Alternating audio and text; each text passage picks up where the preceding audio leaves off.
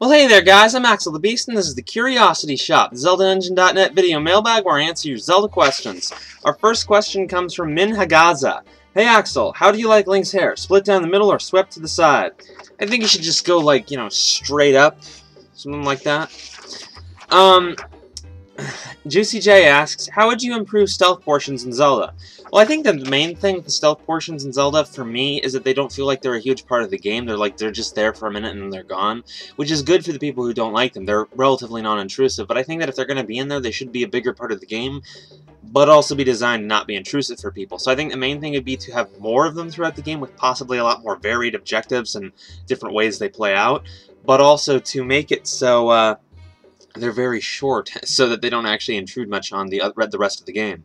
And I think the other thing would be to, well, to make it so that they give you more player choice, because a lot of the stealth games that you see, you have a lot of options on how to approach a situation, and I think that the stealth moments in Zelda, this actually applies to a lot of Zelda, but it's particularly important with the stealth stuff. You need to have a lot of options as to, what you can do and how to get through a situation. So I think those are the main things.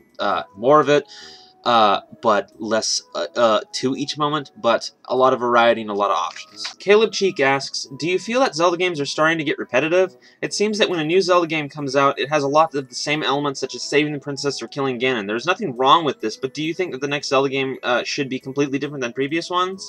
Well, Hania pointed out in an article a while back, and this was interesting because I hadn't thought of it before, but like, Link's Awakening came out, or, actually Zelda 2 came out, and they were both kind of different from every other Zelda game at the time.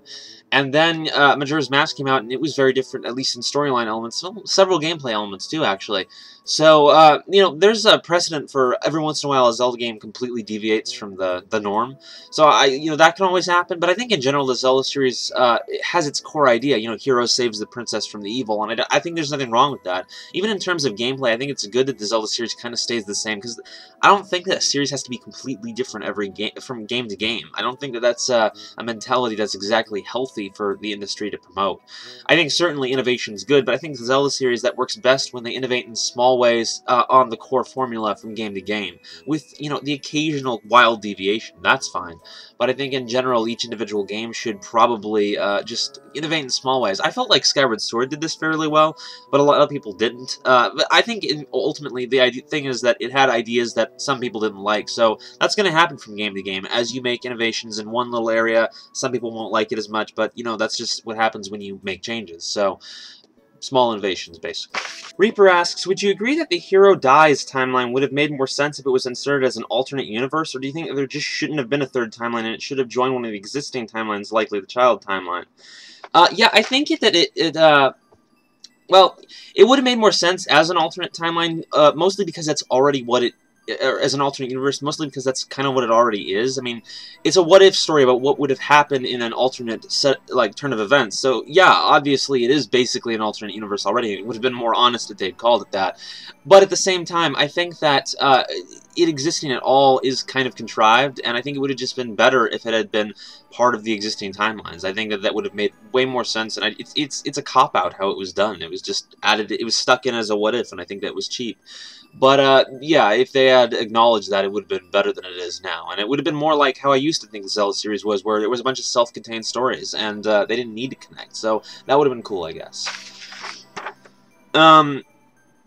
Rambo Zelda, who got a few of the quotes and music and whatnot right last time, asks, do you think that there will ever be a Zelda game that explains the death of Link leading to the downfall timeline? Well, I think that would be a bit of a dark Zelda game where you see Link die. I mean, certainly they could handle a story like that, but I think that ending in particular, where it's not like he dies doing something good, he dies and he loses and bad stuff happens. So I think that would be an exceptionally dark and unpleasant Zelda game. I think Zelda games are generally always going to have positive endings, but the bigger problem with that idea is that would basically just be Ocarina of Time. Link dies fighting Ganondorf at the end of Ocarina of Time, so a game leading up to that would just be Ocarina of Time again, and we don't need to see that.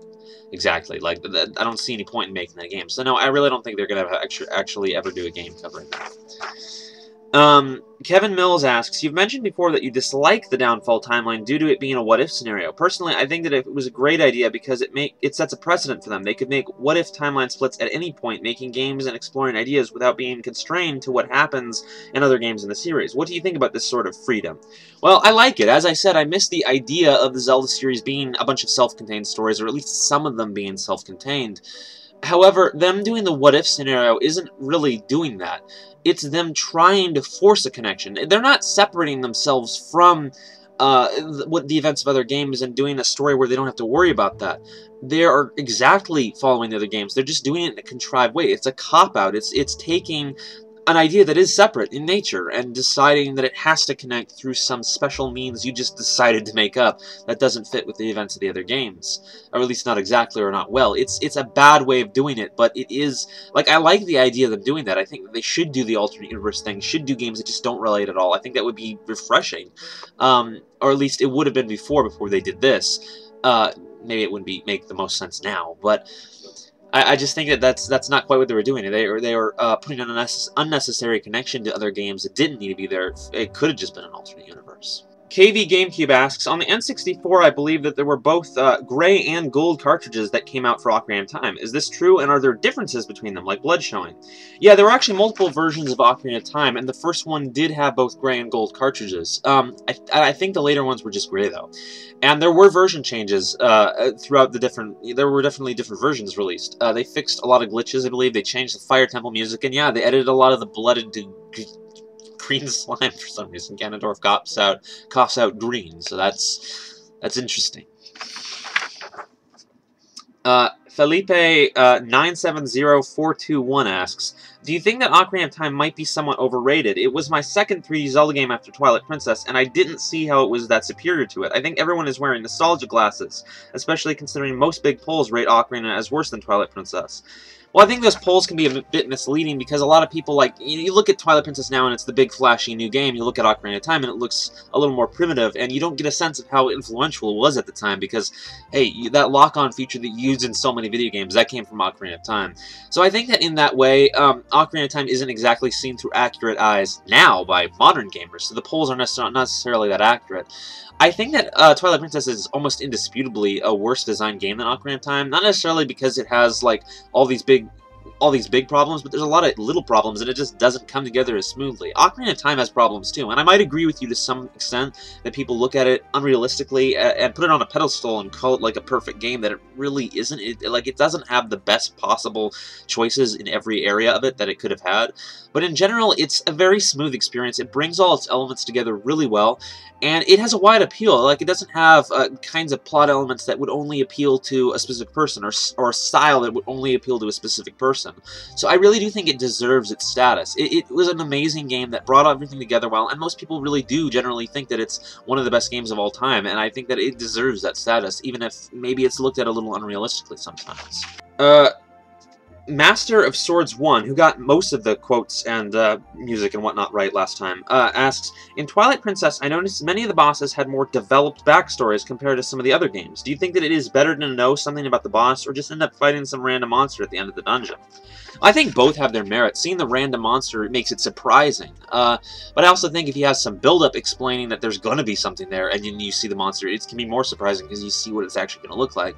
But neither of those really are about building some kind of backstory. I don't think that having a backstory or having development to some kind of plot about the creature is necessary. I think I wrote an article about this, about boss personas, and I don't remember what my end opinion on it was. But my opinion now is more just that I think it's very cool to have these backstories and explain the creature, and I think that seeing more of that could only be cool, but I don't think it should always be that, and it should, like all the bosses in a game, should be that way, and I like the idea of, balancing it fairly well, because random monsters are still pretty cool, and, you can sort of explain what they are, but you don't need to give them some kind of detailed backstory. Honestly, Twilight Princess didn't go too much in depth, and it still had plenty that were just random monsters with no explanation. So Twilight Princess is probably a good example of how I would like to see this done. It did it fairly well. Ganon56 asks, would you like to see another game like the original with its open world, little instruction, and more exploration with the Skyward Sword game engine? Well, I don't know about little instruction, at least making it optional probably, but I think some people would need to know, like, have tutorials available to them, even if they're, you know, just pushed off to the side and you can do them if you want. But yeah, in general, I think that was the main thing missing from Skyward Sword, that had compelling, interesting exploration and overworld, because it got a lot of other things right. The base gameplay was really good, at least I thought so, but it got its general game design fairly bad, and I think that is one of the big things that would make the #1 Zelda game for me. And I thought Skyward Sword was going to be that way, and that was one of the big flaws for me. So yeah, definitely, I agree. Jesse asks, with the recent release of the Wii U and Nintendo venturing into downloadable content for the first time with Mario on the 3DS, how do you think that they will implement the newly formed Nintendo network into the next Zelda 3DS or Zelda Wii U? Could we see a continued adventure with more story progression, with dungeons, bosses, and new locations, or do you think that we would just get a few unimportant side quests or weapons? Well, I guess that with the downloadable content thing, I don't see Nintendo messing around with it in huge ways, at least not with first-party titles. I mean, sure, we'll see some of it, but I think that, at least especially with Zelda, we won't see a ton of it, because Zelda has always been a series where they just kind of do their own thing and they keep it separate from everything else. I just don't foresee them doing something like that with the Zelda series. It just doesn't seem like something they... Because they make them as their own standalone adventures. Even though they do these timeline connections, even on the plot side, they make them stand alone. And even sequels don't necessarily have a ton to do with previous games, even if there are connections. So I think that the idea of them making downloadable content that would expand on it in that way is also just as unlikely, even if that's a little different. Though, I guess it would be cool, I just don't foresee it happening.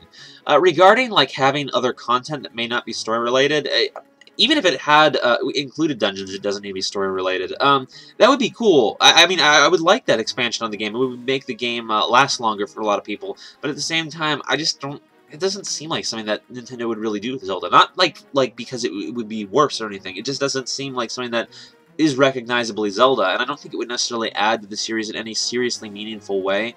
And I think it's just generally that Nintendo crafts these as standalone experiences without add-ons, without additions, and I don't think that downloadable content would really change that. Alright guys, that's it for this time. Be sure to send your questions to the contact information in the description, and I'll see you guys later. How do you feel that Zelda... It would have made more sense if it would have been added to one of the existing timelines, because they should have just acknowledged it as an alternate universe or dealt with it in the other... I think it came close in